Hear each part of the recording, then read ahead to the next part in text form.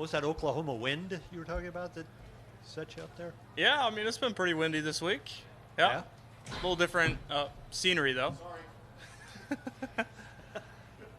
Talk about the putting today, because it seemed like, not that you couldn't miss, but you didn't miss many. Yeah, no, I missed probably like a 10-footer on the first hole and lipped out, and I was just kind of thought, oh, here we go again. But after that, it was a lot of putts that went in, and you need that on a day like today when the winds are down and you can be a little bit more aggressive. That's the only way you can make that many birdies. So that was a lot of fun. Did you know how many putts you had today, or I don't know, 24? Maybe something like that. I don't know. Ridiculous. It was just a guess. I figure you knew better than me. No, I'm not counting that as I go. But 10 birdies, or yeah, whatever. Yeah. Xander said you played so good it almost made him feel bad about the way he was playing, and he thought he was playing okay. I'm just curious, did you get a sense of how well you were scoring and playing? Yeah, I mean, obviously I had a great start, but after the bogey on 6, I was back to 2 under, and 3 under through 5 and 2 under through 6. It's a big difference there, especially when you just bogeyed a par 5. But I was able to get back into it with a birdie on 7, and I mean 3 under through the front 9. That's good, but it's there's still a lot of birdies out there. And then when I went on the run, birdieing 11, 12, and I guess 13, and then 15, 16, 17. That's when they kind of start adding up. So they all happened so late in the round, it almost took a little bit for me to process it. And then we stood on 18, and we were 9 under. So that was fun. I think 3. Yeah, I think so. What do you have for tomorrow? Just knowing how last year unfolded. You put plenty or 10 back? I don't know about 10 back. It was like maybe 6 or 7. I can't remember. But, yeah, I mean, obviously a lot can happen. When we're playing the ball down and you get some mud balls, you get one bad mud ball, lost ball, and then the other guy shoots 7, 8 under. You can play a pretty reasonable round of golf, shoot a couple under, and still get beat. So I have to go out there and do a lot of the same stuff that I did today. Did you have any significant mud balls today that forced you to hit something you didn't want to? I had a couple, but it honestly wasn't that bad. I feel like I kind of got lucky on that side of it. Okay.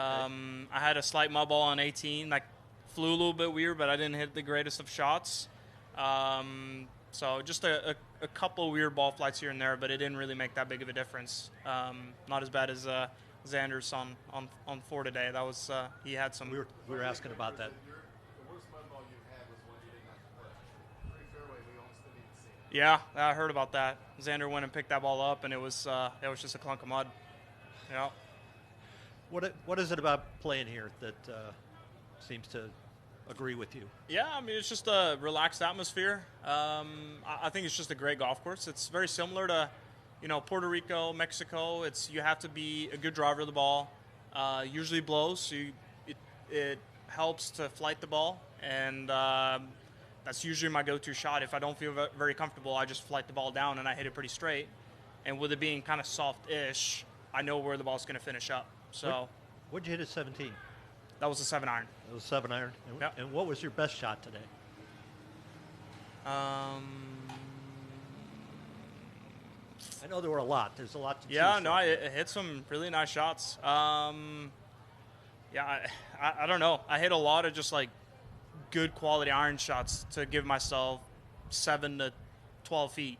And it wasn't like I hit one just incredible shot and stuff it or make it like I did the other days, but it was just kind of consistently giving myself looks. Last one, when you're making putt after putt, and I think you had 5 or 6 in a row there on the front 9, including the bogey putt at 6. Are you even thinking about how well you're putting or that you're making all I mean, yeah, that enters your mind pretty quickly. You start missing a couple short ones. It's like, they're not going in. I need to kind of make this, but then the opposite side, when I started making putts, it's like, man, I'm putting well today. And then you kind of feeding off of that, and you just kind of, your mind just kind of looks at the hole like, okay, I know how to make this, It's going to break this way. All I need to do is just start it on this line with this speed, and it's going to go in. So it was just kind of one of those days. Victor, do you prefer a bunker penalty or med ball? Say that again. Do you prefer bunker or med ball? I mean, boring answer, but it just kind of all depends with, how deep the bunker is, how big the lip is, and how much mud you got on the ball. Because there's a couple times you can get a little bit of mud on it, and if it's on the front of the ball, like directly in the middle, it doesn't really affect it that much. But some of those spots where there's a huge clunk of mud on the ball, probably better off just hitting it from the bunker. What was the key for your putting?